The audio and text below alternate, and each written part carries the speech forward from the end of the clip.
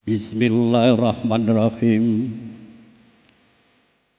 Assalamualaikum warahmatullahi wabarakatuh. Marsudi ing reh budaya karana luhuring budaya dadya ukuraning jiwa Jawi.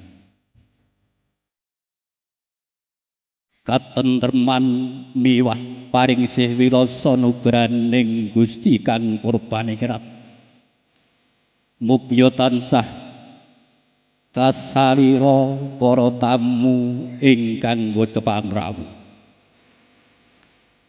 Nuwun para pinisepuh lan para sesepuh ingkang binektenan, para priyagung, para lebda lan para winasis ingkang satuwus kiblating parembah pana ing pamawas miwah lebda ing pitutur, para pangembating raja pranataning nagari ingkang pantes minangka panuntuning bangsa Tama luhuring Pancasila dahat mastuti mring pepoyaning kautaman. Para tamu sinedahan kakung sarputri ingkang satu Pancasila pantes minangka landaraning budi.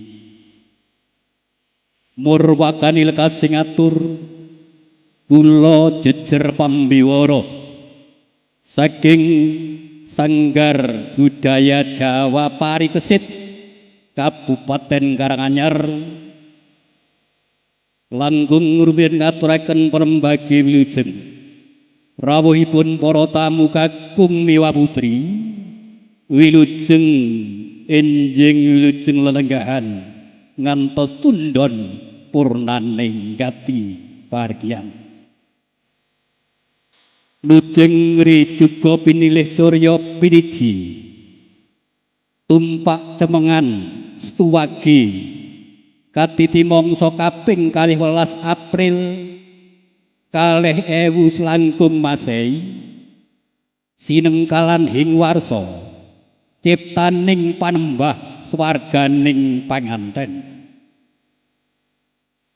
Bapak Sukadi lan Ibu Mulyani ing kauman RT Setunggal RW sekawan Desa Kaling Tasikmadu Karanganyar nedya mbabar sedya tama ngunduh panganten yoga uragil nenggih pun Bagus Bribda Ridwan Ari Nugroho ingkang wus senggoda dhaup kaliyan Jahra Rosa Kusumastuti ahli madya transportasi sutanipun Bapak Lasmin Suwardi Ibu Anastasia Kadarwati NK sarjana keperawatan nurse pidalem ing Selorjo RT Setunggal RW sekawan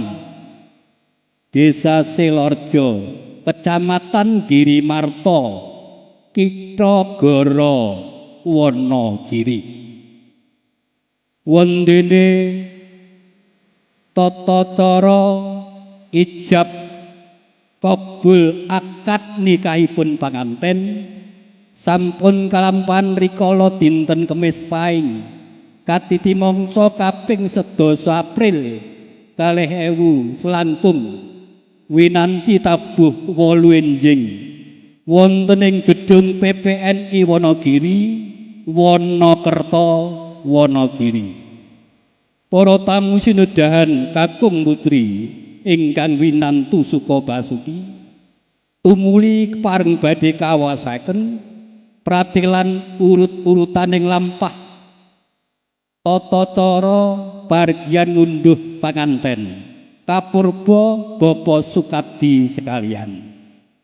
Tunggal ngacarani lenggahipun pinahargya penganten sekalian saderepipun pareng badhe